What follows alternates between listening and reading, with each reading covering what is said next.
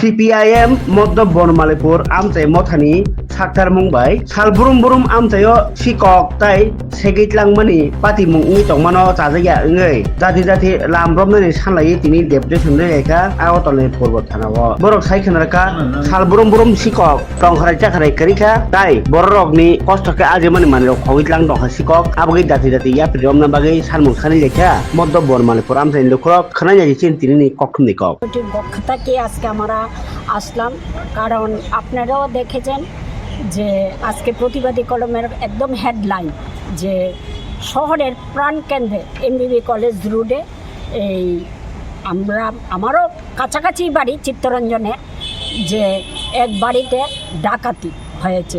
তারপর আমরা পরক্ষণেই তাদের বাড়িতে যাই, আমাদের নেতৃত্ব সহ অমল চক্রবর্তী সহ তাদের বাড়িতে যাই, পরিবারের লোকজনের সঙ্গে দেখা করি এবং দেখা গেল কিটা যে তাদের বাড়িতে 12টার একটা আগের দিন তাদের বাড়িতে একটা শ্রাদ্ধ অনুষ্ঠান গেছে, ওনার মালিকের মার শ্রাদ্ধ অনুষ্ঠান গেছে।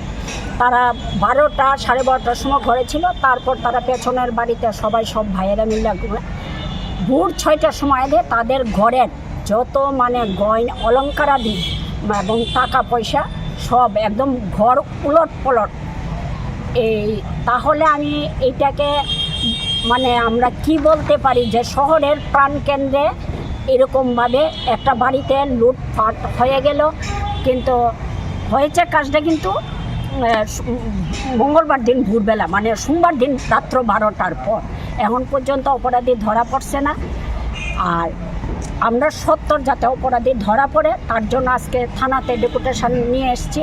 আর এছাড়া পাশাপাশি যেমন আপনারা জানেন যে স্মার্ট সিটি মুখ্যমন্ত্রী কথায় মুখ্যমন্ত্রী না, তাদের মন্ত্রী সবাই রতনলাল কইতাছে তাদের ছেলেরা জিনিয়াস সব আমি যদি দৈর্য নেই, কিন্তু আমাদের যে স্মার্ট সিটি শুরু হয়েছে এমবিবি কলেজ থেকে, এমবিবি কলেজ থেকে ওই জায়গাটাতে বিকালের দিকে বয়স্ক লোকরা ইভিনিং ওয়াকে যেতে পারে না। এত নোংরা কাজ হয়, ছেলেরা ড্রাগস নিতেছে, নেশা করতেছে, এইগুলি আজকে দীর্ঘদিন ধরে চলতেছে। তাহলে আমরা ধরে নেব স্মার্ট সিটির কাজ এইগুলি, তাহলে মুখ্যমন্ত্রীর চোখে পড়ছে না। ওইখানের সাংসদ আছে রাজীব ভট্টাচার্য, বিজেপির সাংসদ, ওনার চোখেও কি ধরা পড়ছে না? উনি তো ওই এলাকারই বাসিন্দা।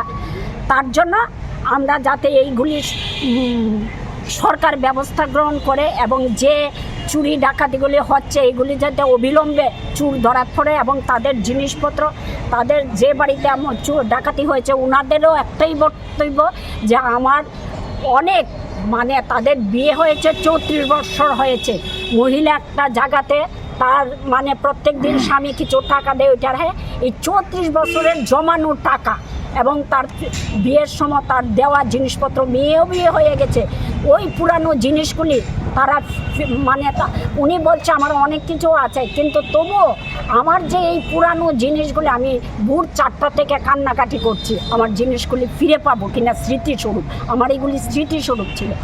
তো আমরাও বলছি ঠিক আছে, আমরা আজকে থানায় ডেপুটেশন দেব এবং অফিসারের কাছে আমাদের এই আবেদন থাকবে যাতে অপরাধী ধরা পড়ে এবং এই জিনিসগুলি তারা ফিরে পায়। আর এই যে স্মার্ট সিটির নামে যে নোংরা কাজগুলি হচ্ছে বিভিন্ন জায়গায় এই এলাকায়, ওইগুলি যাতে শান্তি শৃঙ্খলা বজায় থাকে এবং ভালো পরিবেশটা ফিরে আসে। পুলিশের ভূমিকা কি এইগুলি তো যেমন এমবিবি কলেজে হচ্ছে, যদি পুলিশের ভূমিকা ভালোই থাকতো তাহলে তো আজকে আর আমরা ডেপুটেশনে আসি না ওইটার জন্য। এইটাই আমাদের বলে।